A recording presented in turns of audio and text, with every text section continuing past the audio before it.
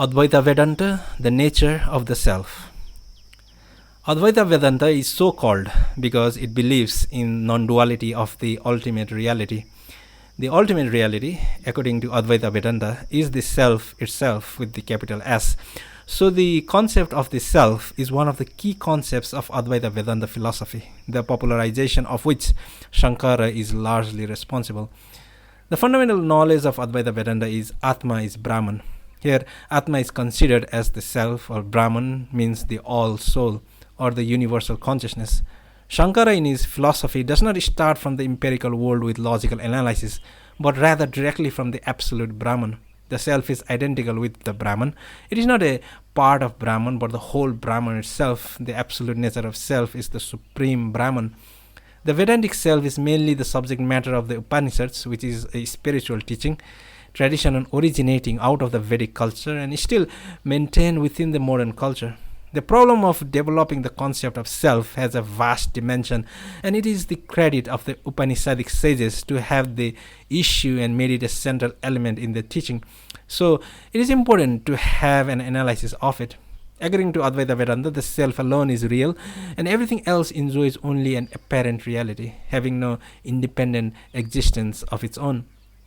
Just as a wave and ocean have no being of their own apart from water and thus are completely dependent for their existence on the water, so also are all forms in the universe dependent for their being on the self. The waves have only apparent reality. The water alone is real. Similarly, the forms in the universe have only an apparent reality. The self alone is real. Footnote. Normally, we get three distinct concepts of the Atma or the self. Firstly, it is often used to mean the ultimate reality, the ultimate source, and the ground of all that is.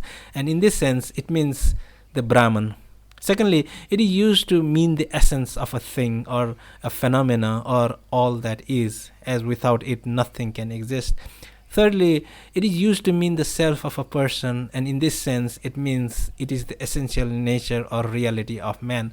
All three concepts have their own significance. The word Atma refers to all these three, and its use is direct and primary in all the three senses. In the first sense, it means the ultimate reality, because according to Advaita Vedanta, reality cannot be two, as anything that implies division, contradiction, negation, or conditionality fails the test of supreme consciousness, whose nature is eternal and unconditional oneness and individuality.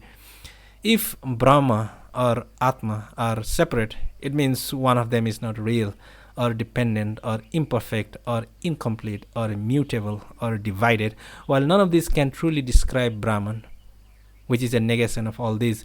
When Atma or self is taken in the sense of ultimate reality, it refers to what was there in the beginning, or before the manifestation of Atma into all. It means one without a second. The second sense, however, means that there must be something or phenomena of which something can be their essence. If there is nothing other than Atma, then it cannot become other than Atma, of which it can be the essence. Again, with Atma is used to mean the self of a person, then it means the essential nature of man. About Atma or self, Shankara says that Atma is self-evident, Sota Siddha, as it is not proved by any extraneous proofs. Moreover, it is not possible to deny Atma, since it is the very essence of one who denies it. The Atma or the self is the basis of all kinds of knowledge, presuppositions, and proofs. Self is within, self is without, self is before, self is behind, self is on the right, self is on the left, self is above, self is below. Shankara further says that the ultimate reality, known as Brahman, because of its all-pervading and omnipresent character, and as Atma, because of its fundamental essence of every living being, is one and without a second. Shankara admits complete identity between Brahman and Atma. Commenting on it, Vajaspati says that the self alone is called Brahman because it is great, or because it is the cause of growth. The self is known through indubitable, non-erroneous, and immediate experience of nature of I as distinct from the body, the organs, the mind, the intellect, their objects, from whatever may be designated by the term this. The self is not the object of a desire to know, because no one doubts, is this I or not I? The self being of the nature of essential reality of one's being, it is called Atma, which can never be an object by itself, and it is always the subject. The subject-object distinction is made through a methodological process that differentiates the seer from the seen in any given experience. This methodology is based on the logic that the subject cannot be the object, that is, the perceiver cannot be perceived. Thus, this analysis results in recognition of the innermost, non-objectifiable subject of experience, which is the self. The Atma, in the opinion of Vajaspati, is beyond doubt, misapprehension, imagination, though it illuminates them all when pertaining to the non-self world. The Atma is in character of self-manifestation. The relation with the gross and subtle bodies that the Atma seems to have are not real, but otherwise in the ultimate sense of the word. Being the very essential truth of being both subjective and objective, Atma naturally transcends the categories of desirable and undesirable. Therefore, according to Vajaspati, the Atma or the self is beyond the range of injunction and prohibition, whatever authoritative or ordinary. He also says, the self varies not, nor changes in the midst of things that vary and change and is different from them.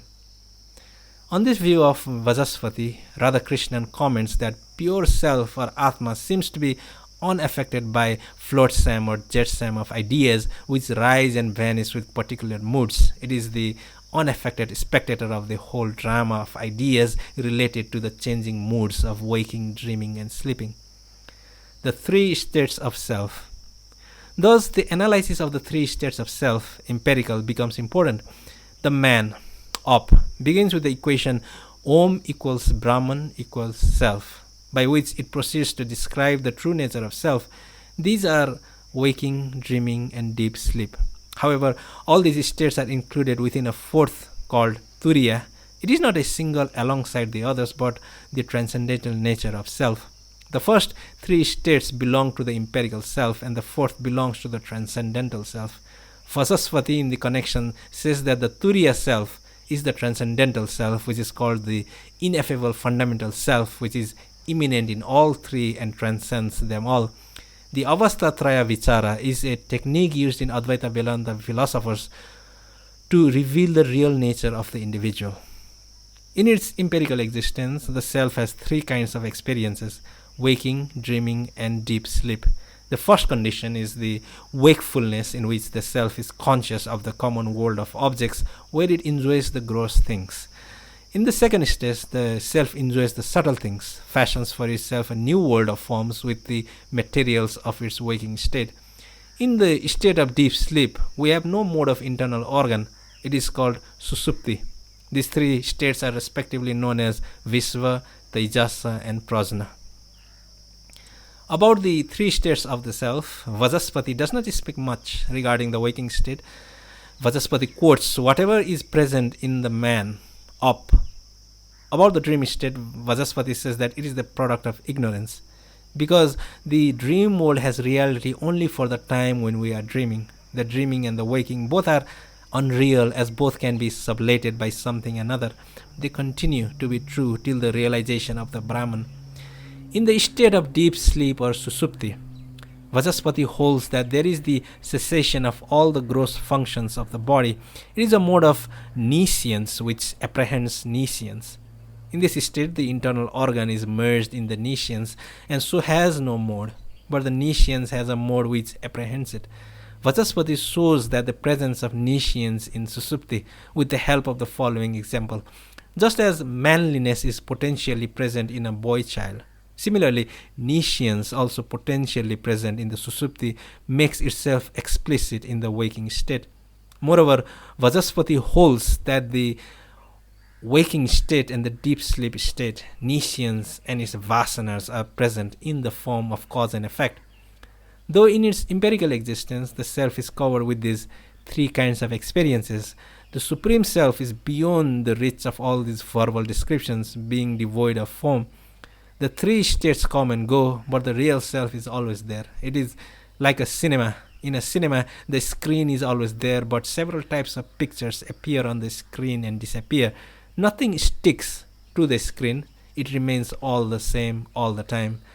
Similarly, we remain our own self in all the three states. If we know the truth, the three states will not trouble us, just as the pictures which appear on the screen do not affect the screen. Similarly, the things that happen during the waking, dreaming, and deep sleep states do not affect us at all. We remain with our own self. The above inquiry is made to reveal that the self is not really affected by the triple stream of experience. It is adventitious and not normal to it.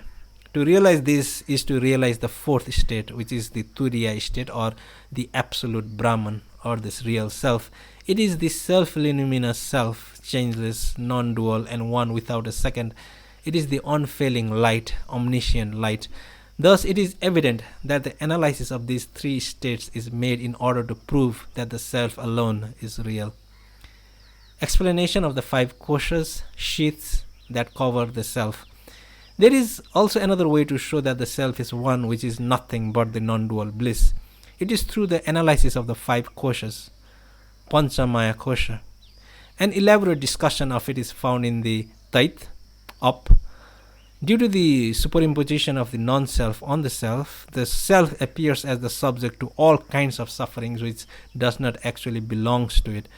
They are called sheath because, like sheath, they conceal Atma. The five koshas are the following. Anna kosha, food sheath. It is the first layer of the covering of the non-self over the self. When the self is confused with Anna kosha, that is the physical body, the physical pleasure becomes the highest end of human life. Thus, the higher purusarthas are ignored. In the opinion of Shankara, the self and the physical body are diametrically opposed to each other, like light and darkness. So long as the man does not give up his false identification with the body, he cannot experience the bliss of freedom. Pranamaya kosha. It is the next layer of covering of non-self upon the self. It is made up of five vital air and organs of action. At this level of evaluation, man becomes self-conscious and knows itself as the knower. It is only at this level he is aware that his body is not himself, although it is necessary for his agency. The self depends on the senses for acquiring of knowledge. Manamaya kosha, mental sheath. Here the self identifies with the mind, feels the diversity of I and you, and also experiences the difference of names and forms in the outer world. At this level, the self realizes that the phenomenal world has no real existence outside of the mind. The bondage and the liberation of the individual self arises only for this sheath. The main aim of a man who strives for liberation should therefore be the purification of the mind through practice of discrimination and dispassion. Some Vedantic seers wanted to say that this sheath cannot be identified with the self or Brahman because it is endowed with the beginning and an end, which is subject to change and is characterized by pain and pleasure. It is always an object and can never be the subject. In order to get liberation, it is essential to remove the superimposition of mental sheath and its quality on the self. Vijnanamaya kosha. The sheath is made of the sense organs together with the intellect. It consists of the intellectual function with the power of discriminative knowledge. It is only at this level the distinction between the self and the not-self, the subject and object, emerges. Shankara in his Viveka Chudamini says that the feeling of egoity, the idea of agency, is innately bound with this self-conscious awareness. The perfect knowledge, according to Vedantis, consists in realization of the perfect discrimination between the capital self and not-self, or the discrimination between jiva and the eternal, and so the Vijnanamaya kosha should not be confused with the self or Atma, as it is subject to change. Anandamaya kosha. The last sheath is the Anandamaya kosha, or the sheath of bliss. It is the innermost of the five koshas that veil the self.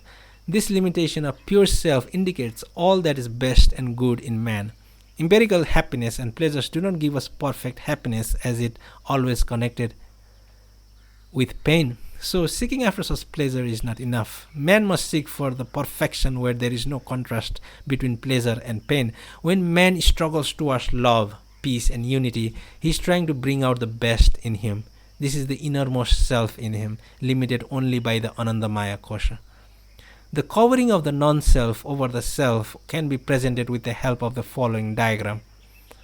Self, bliss, wisdom, mental, energy, and physical. These sheets thus cover the true self. These sheets are imagined as layers of an onion and form a barrier from realizing our true nature of bliss and oneness with the universe. In order to realize the true nature of the self, the sheets or covering should be peeled back. One can move progressively inward through each of the koshas to experience the radiance of the true self. Thus, from the above analysis of the five koshas, it is seen that the self is nothing but the non-dual bliss. So it should not be confused with the mutual coverings. The real is the pure self, which uses at the empirical level of the body, the mind as instruments. The pure self is in reality unborn, sleepless, dreamless, nameless, and formless, self-luminous, and all-knowing. Self as consciousness. Atma is the self, the center of consciousness, which was never born and never dies. So consciousness is a very important factor that forms the nature of the self, as without consciousness nothing is known or experienced, or the whole inquiry would not be possible. However, consciousness is regarded as the existence and bliss. It is the ultimate because without it, existence and bliss are not intelligible and meaningful. Vajaspati, while talking about the consciousness of the self, says, "No one doubts, am I or am not I?" The self-affirmation, I am, comes before everything else. It stands above and beyond all arguments. No proof can make it stronger. Again, no disproof found them on I am. The unanalyzable feeling of mere existence, of which nothing can be predicted except increase and diminution. Thus, it is seen that consciousness is the very core of the subjectivity. In fact, without consciousness, there is no subjectivity. It is the constant in all experience. It is that factor through which one is aware of the ever-changing emotions, moods, thoughts, perceptions, and it is the conscious thread that strings these experiences together under the rubric of a single self that has varied experiences. When self is considered as pure consciousness, then by it we mean that it is metaphysical, transpersonal, and beyond the ego consciousness. From pure consciousnness, which is the nature of absolute bliss, all beings arise. By it they are sustained, and to it they render in death. For those of us who possess ordinary human consciousness, however, only the worldly appearance of names and forms is manifested to the mind and senses. In ignorance, we see the objects of the empirical world, not Brahman or self. Consciousness is always one and is ever secondless. We cannot conceive of two consciousnesses, though mental states may be two or more. The nature of consciousness is not completely unknown. Though consciousness cannot be objectified, it is the very nature of subject, the self, and is therefore self-luminous. Consciousness does not need another consciousness to illuminate, just as the sun does not need a second source of light to show its real nature.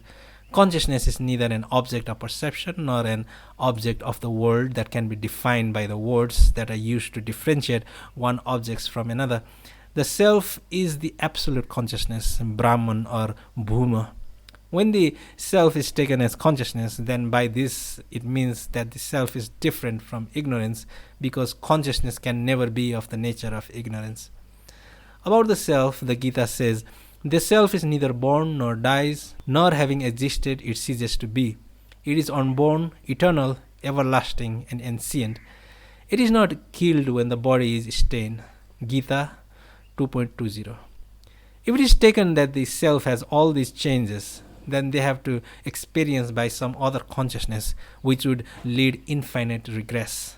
The ultimate experiencing consciousness is the self. This absolute, self-luminous, non-dual, independent consciousness, which is the soul being. Blissful nature of the self. In the analysis of the five koshas, some references have been made about the blissful nature of the self. Now let us throw some more light on it. About the conscious nature of the self, it is said that the self is self-aware. The direct experience of this consciousness is the state of unbroken happiness, and therefore the term ananda or bliss is used to describe it. These three aspects, being consciousness and bliss, are experienced as a unity whole and not as separate. They are inseparable as the same way that witness, transparency, and liquidity are inseparable properties of water.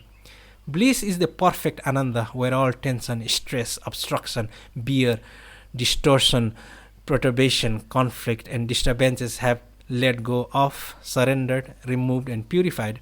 Shankara, about the blissful nature of the self, says that the self alone is the nature of bliss, which is alone repeatedly asserted by the scriptural texts, such as the enlightened man is not afraid of anything after realizing the bliss of Brahman. This being of Brahman is the supreme bliss. When the self is described as of the nature of bliss, then by it Shankara means that it is not produced, finite, limited, pleasure or happiness due to the gratification of any desire. It is eternal, infinite, universal. It is an index of purification, self-fulfilledness, desirelessness.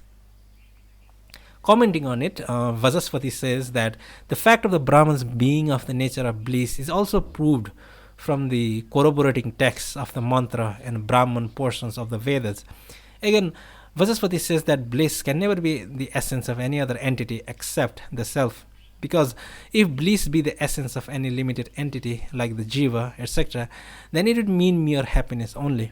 So bliss should be taken as the very essence of the self, which is unlimited, eternal, and pure intelligence. Jiva, so far as bliss is concerned, entails the essence of the attainer and nothing more than that. Sometimes it is objected, if jiva is taken as the attainer, then there must be an attainable. How the self or Brahman is attainable by the jiva, as Brahman, transcendental self, and jiva, empirical self, are not different from each other? How jiva attains the bliss of Brahman? To this objection, Vajaspati says that though in the transcendental level there is not any difference between the empirical self and the supreme self, in the empirical level an apparent difference arises due to the superimposition. Because of the non-apprehension of the difference between the self and the non-self, the true nature of the self is not apprehended, and for this reason the notion of attainer and attainable becomes apparent. In reality, neither the jiva is attainer nor the self is attainable. The self alone is the bliss. Thus, the self is undefined by any limiting conditions, is endless bliss, and is indifferent, and also which is one without a second. The differences are only empirical and not real. So, bliss must be taken as an eternal quality of the self. The self is blissful, and which does not mean any empirical happiness or pleasure. It is the very essence of the self. The above view of Vajaspati is also supported by the Vivarana school. According to the Vivarana school, also bliss is the very essence of the self. The self is blissful, which is not an attribute. The self for both the two schools is of the nature of immeasurable bliss. Moreover, two schools accept that the state of bliss is not something that is attainable, and therefore one has to strive for it as someone does for obtaining any other object. The question of attainable and attainer does not come within the range of the self, which is eternal, immortal, intelligent, and ever free. Eternal bliss is experienced in the self itself, and not anywhere else. As the self is absolute in its nature, and the bliss of the self also is absolute, bliss is not an attribute but the very essence of the self. The self is Brahman, the self bliss is Brahman bliss. The self reveals itself. According to Vajaspati, the fundamental nature of the self is transformationlessly eternal, all-pervading, and devoid of any empirical activity, kriya. So it must be self-revealed, because an all-pervading, eternal, ever-pure, infinite entity cannot depend on anything for its revelation, as it is impossible. In the Brap, it is said, this is the self, this is the immortal, this is the absolute, this is all existence. That means the self reveals itself without the aid of anything else, just as light manifests itself without being manifested by another light. Similarly, the self manifests itself without being manifested by other. Vajaspati in his Vamati holds that it is through purified intellect that self reveals its true nature. The intelligent self is self-manifest and undefined, but due to superimposition of the not-self, it linked to the aggregate of the body and the organs gains the capacity to act and enjoy through self-manifest, yet by intermixture with objects like the intellect, etc., it somehow becomes the object of the concept I, the substrate of I-ness. Hence, though it is different from the body, etc., it appears as though identified with it. It is though unattained, and its extermination it becomes as though attained. Actually, the favorable condition for the intellect is purity and transparency like a cleaned mirror. It is through the purified intellect, Antakarana, that the self reveals its true nature. But due to the superimposition of the qualities of the not self, the pure self becomes polluted and it becomes not transparent like a stained mirror and does not enable to reveal the reality of the self even though it is so near. When the superimposition caused by ignorance is destroyed, the self, which is devoid of any multiplicity, truly reveals its real nature by itself. Thus, the self carries with it its own light. We need no other form of illumination to recognize this light. All we need is the instrument of a pure intellect to hold this light. Just as the sun is always there, so also the self is always there. When the clouds of ignorance pass away, the Atma, the self, effortlessly shines through. In this connection, we can mention Shankara's statement where he states in Atma Bodha, Parichinna ivasna nante nanse sate kevala, svayam prakasate hyatman megapaya sumaniva. It means that the self appears to be finite because of ignorance. When ignorance is destroyed, the self, which does not admit any multiplicity, truly reveals itself by itself, like the sun when the clouds pass away. Thus, it is seen that the self reveals itself, or it is self-luminous, which does not require any external instrumentality to become known. The self is incorporeal and independent, which is silent witness of all modifications. Self and the not self. In Advaita Vedanta philosophy, a sharp distinction is made between the self and the not self. According to Advaita Vedanta, the self and the not self are like the reality and appearance. Vajaspati in this connection says that in order to show distinction between self and not self, the words I and thou should be used instead of I and this, because the counter related of the word I is not the word this so much as the word thou. The self is not mind, the senses, the intellect, or the self of on the not self. The I to the subject, the pure intelligence identifies itself as the object of cognition, such as the intellect, the organs, the body, etc. This becomes clearer if we look at all their attributes as there occurs reciprocal superimposition of the attributes of the self and not self, such as inertness and intelligence, eternality and non-eternality, etc. Vajaspati further says that the cross-identification takes place even when substrates are distinguished.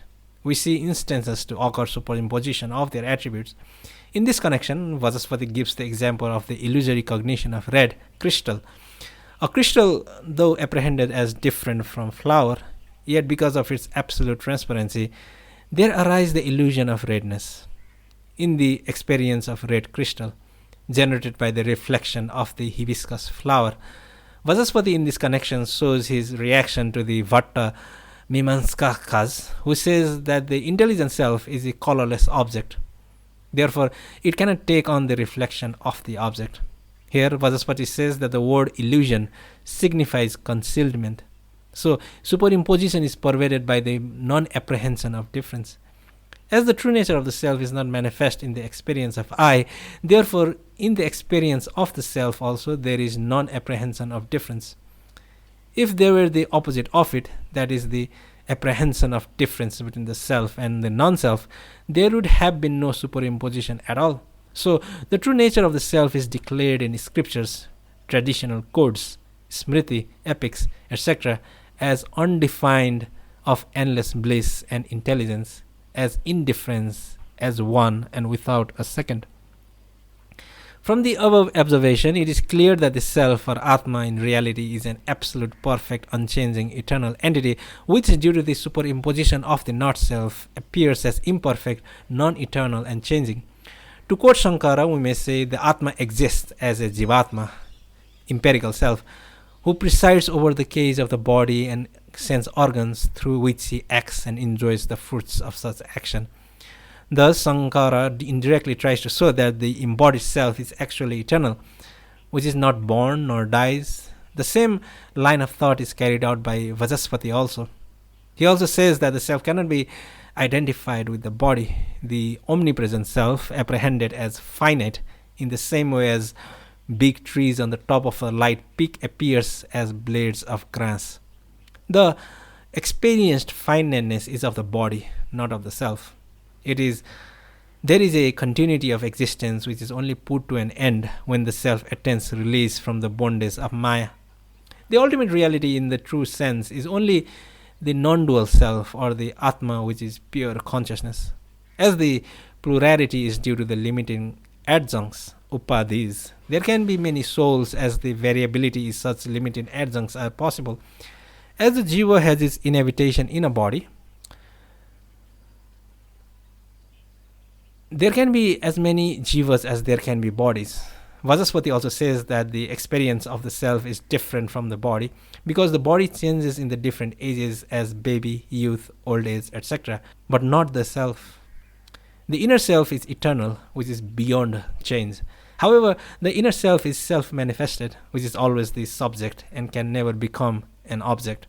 Thus, it is seen that the self is an absolute, perfect, eternal, infinite, unchanging reality, which is not the object of the senses. In it only, because of ignorance, the qualities of the not-self are superimposed on the self, for which we see multiplicity and self becomes knower, doer, etc. In reality, the unattached self, in the absence of superimposition, is neither a knower nor a doer. The self knows all not through any sort of cognitive ability, but by its being all. It knows all as it is in itself all. Hence, Chand Up says, the self which is free from sin, free from old age, free from death, from grief, from hunger, from thirst, which desires nothing but what is ought to desire and imagines nothing but what is ought to imagine, that it is which we must search out, and that it is which we must try to understand. He who has searched out the self and understands it obtains all worlds and all desires. Hence, the study of the nature of the self has a great value on its own.